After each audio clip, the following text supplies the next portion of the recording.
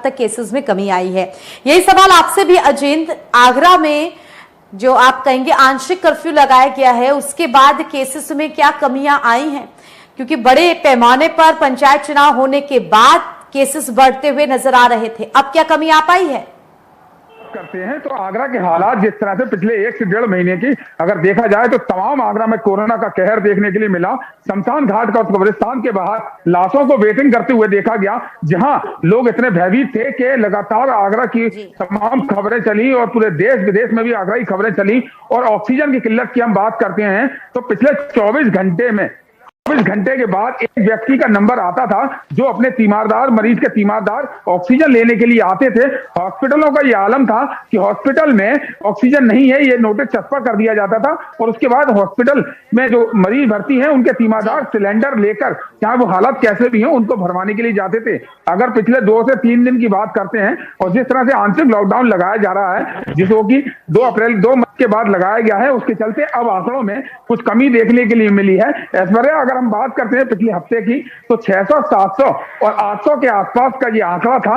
लेकिन वहीं अगर प्रशासन की अगर हम बात करते हैं तो कोवैक्सीन की अगर बात करते हैं तो वैक्सीनेशन में कहीं ना कहीं आगरा में पूरी तरह से स्वास्थ्य विभाग की व्यवस्था चरमराती हुई नजर आ रही है, क्योंकि एक वैक्सीन लोगों को लग चुकी है, दूसरी डोज के लिए लोग भटक रहे हैं, लेकिन अभी भी वैक्सीन नहीं लग पा रही है। तकरीबन 200 के आसपास आगरा में प्राइवेट और सरकारी वैक्सीनेशन सेंटर बनाए गए थे। और बड़ी बात है कि जिस तरह से आज 18+ का वैक्सीनेशन का काम शुरू हुआ है, उसमें कुल मिलाकर 22 सेंटर आगरा में बनाए गए हैं, जो कि देहात की 18 CSC में है और 4 आगरा के शहरी इलाकों में ये सेंटर बनाए गए हैं। वहीं दूसरी ओर आपदा में अक्सर सबको बनाने वाले, कालाबाजारी करने वाले लोगों की कमी नहीं है। जो सिलेंडर भाव अगर थे 7,500 रुपए में ऑक्सीजन का सिलेंडर मार्केट में मिला करता था और वो सिलेंडर 1 लाख रुपए तक खाली सिलेंडर की रेट में बिका, क्योंकि कहीं ना कहीं हर एक व्यक्ति को अपने घर के मेंबर को बचाने की एक ख्वाहिश रहती है और सांसों की डोर न टूट जाए, उसके चलते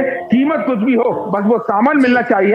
और ये ऑक्सीजन सिलेंडर का ही नहीं, अगर हम बात कर लेते हैं जैसे कि फेविफ्लू दवाई है और तमाम ऐसी जो टैबलेट है जो कोरोना की बीमारी में यूज करी जा रही है, पहले उन पर 15 से 20% तक का लेस होकर मिलता था, लेकिन आज वो सभी दवाई MRP पर मिल रही है। और ये आलम रेमडेसिविर इंजेक्शन का है जिसकी MRP 1700 रुपए होती है, लेकिन आज उसकी कीमत तकरीबन 50,000 देखी गई। और जो कोरोना का कहर यहाँ पिछले महीने चला, अगर आज से 15 दिन पहले की हम हैं तो ऐश्वर्या उसकी कीमत 1 लाख रुपए तक भी पहुंच गई। और वहीं सरकार और प्रशासन की हम बात करें कि जिस तरह से कहा गया तो अस्पताल में बेड खाली हैं, सरकारी अस्पतालों की व्यवस्था ठीक है, लेकिन ये सब जब उजागर हुई, लोगों ने तमाम सोशल मीडिया पर सरकार के सिस्टम को कोसा और ये तस्वीरें सोशल मीडिया पर पोस्ट होती गई कि ऑक्सीजन नहीं है हॉस्पिटल के बाहर, मरीज सड़कों पर तड़प रहे हैं, हॉस्पिटल के गेट के बाहर तड़प रहे हैं कि गरीब व्यक्ति है उसको एडमिट कर लिया जाए। सूबे के मुखिया योगी आदित्यनाथ ने कहा कि किसी भी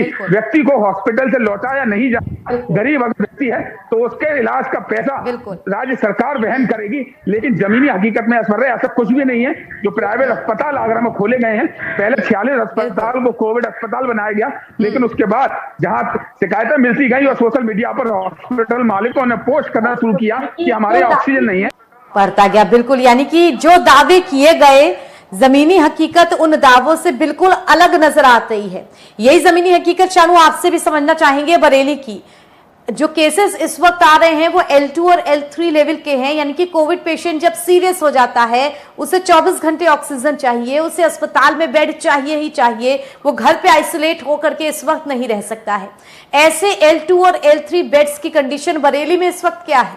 कहना चाहूंगा, जो कि L2 और L3 हॉस्पिटल के बेड की व्यवस्था की बात करें तो कहीं ना कहीं अस्पताल प्रबंधन, चाहे प्राइवेट हो सरकारी अस्पताल हो, वहाँ के लोग, वहाँ का प्रशासन आखिरकार मरीज के लिए सिर्फ एक ही बात कि हॉस्पिटल में बेड नहीं है, लेकिन बेड की व्यवस्था रोज जो स्वास्थ्य विभाग की तरफ से हमारे ग्रुपों में लिस्ट आती है, स्वास्थ्य विभाग के ग्रुप में लिस्ट आती है, उसमें बेड की व्यवस्था और बेड खाली होने की सूची भी जारी की जाती है। लेकिन अगर कोई भी तीमारदार अपने मरीज को एडमिट कराने के लिए अस्पताल पहुंचता है, साफ साफ मना कर दिया जाता है अब बेड की उपलब्धता है या फिर वेंटिलेटर नहीं है या फिर ऑक्सीजन उपलब्ध नहीं है। हालांकि इस बीच अगर कोई व्यक्ति को, कोई रुतबे वाला व्यक्ति उस जगह पहुंच जाता है तो उसको कहीं ना कहीं से व्यवस्था करके उसको भर्ती करा लिया जाता है। तो कहीं ना कहीं करकिरा बिल्कुल यही चीज मैं समझना चाह रही थी कि धरातल की वो दो चीजें अभी भी नहीं बदली हैं।